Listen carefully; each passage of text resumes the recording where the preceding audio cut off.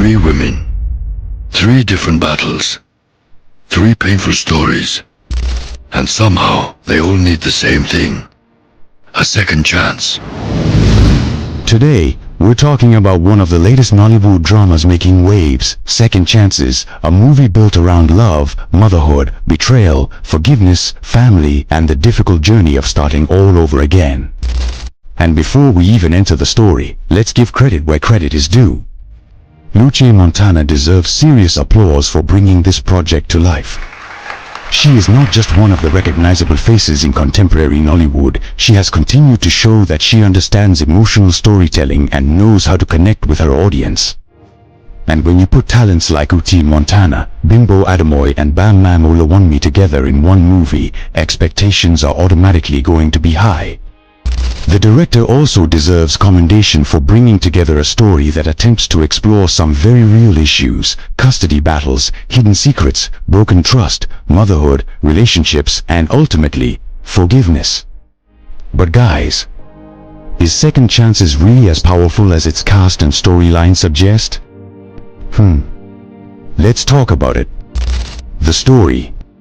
The movie follows three women whose lives are connected by pain, difficult decisions, and the desire to rebuild what they have lost. One of the major storylines revolves around Lydia, played by BamBam Olawunmi, who is desperately trying to regain access to her children. Now, this is where things become interesting. You would expect the custody battle to be filled with intelligent legal arguments, emotional negotiations, and difficult choices. Instead, the movie sometimes makes the conflict feel like everybody came prepared for war. The lawyers quickly turn the case into a battle, and instead of allowing the situation to develop naturally, the screenplay sometimes appears to push characters into confrontations simply because the story needs another dramatic moment. And honestly, this is one of the areas where the movie loses me. Because drama is not just about people shouting, fighting, or confronting each other. Real drama comes from believable decisions and consequences. Jadasola's secret. Then we have Jadasola, played by Bimbo Ademoye. And this particular storyline had serious potential.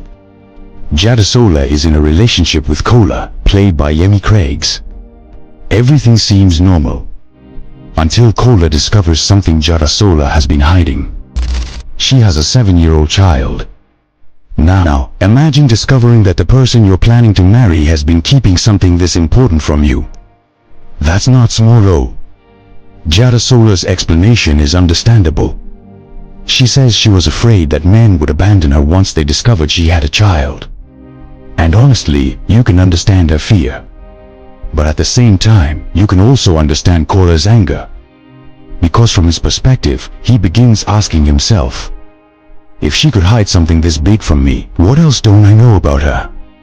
This could have been one of the deepest parts of the movie because it touches on trust, trauma, honesty, and the fear of being abandoned. Unfortunately, the movie moves through the conflict a little too quickly. And considering how good Bimbo Ademoye is at portraying vulnerable characters, I honestly wanted this storyline to breathe more. Cynthia and Lydia. Then we meet Cynthia, played by Uche Montana. Cynthia is presented as a competent lawyer, but her relationship with Lydia becomes much more personal than you might expect. During their meeting, Cynthia begins revealing personal details about her own childhood and experiences. You can understand what the filmmakers were trying to achieve. They wanted these two women to connect emotionally. But for me, the connection sometimes feels more written than naturally developed. And that's one recurring problem in Second Chances. Sometimes the movie tells us exactly what a character is feeling instead of allowing us to discover it through their actions. Good storytelling doesn't always need to explain everything. Sometimes, silence, facial expressions and actions can say much more than dialogue. The Samson problem. Now let's talk about Samson. This is another area where I found myself asking questions. Samson is presented as a powerful and extremely influential man who has managed to keep Lydia away from her children for years. But here's the problem. His household doesn't always feel as protected as the movie tells us it should be. Lydia is able to get surprisingly close to the children despite everything we're told about Samson's influence. And I'm right. Wait first, this man is supposed to be this powerful, but how did everybody just enter? It's moments like this that make the movie lose some of its realism. And then Benson enters. Then we have Benson, played by Elizana Mabru. His character is supposed to introduce another level of danger and uncertainty. But unfortunately, the execution doesn't completely convince me. We're introduced to a man who is supposed to be dangerous and desperate, yet he walks into a corporate law office, makes demands, and is eventually handled by security. Instead of making the situation feel more dangerous, it almost feels like a side mission added to create another dramatic moment. And that's another problem with the movie. Not every conflict needs to become a major crisis. Sometimes, a well-written conversation can create more tension than an unnecessary confrontation. The forgiveness. Now, one of the biggest themes of second chances is forgiveness. And this is where the movie's message becomes important.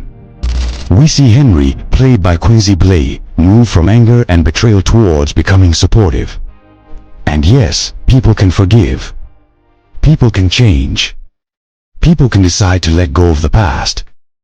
But the problem is that the movie makes the transformation happen too quickly. If you've spent so much time showing us betrayal, secrecy, and emotional pain, then the forgiveness should feel earned. We should feel the struggle. We should see the character wrestling with the decision. Instead, the transition happens so quickly that some of the earlier conflict begins to lose its weight. The custody battle.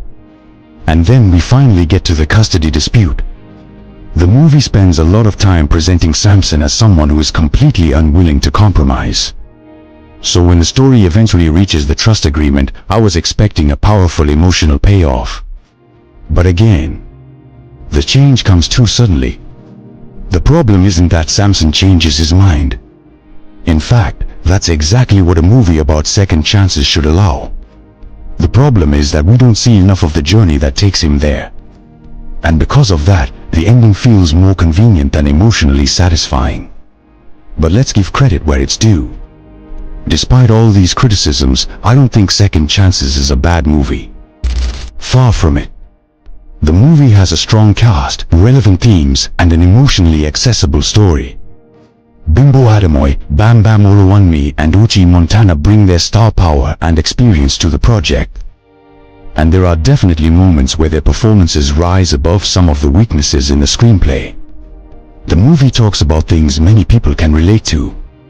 Motherhood, broken relationships, secrets, betrayal, forgiveness, and most importantly, the opportunity to start again.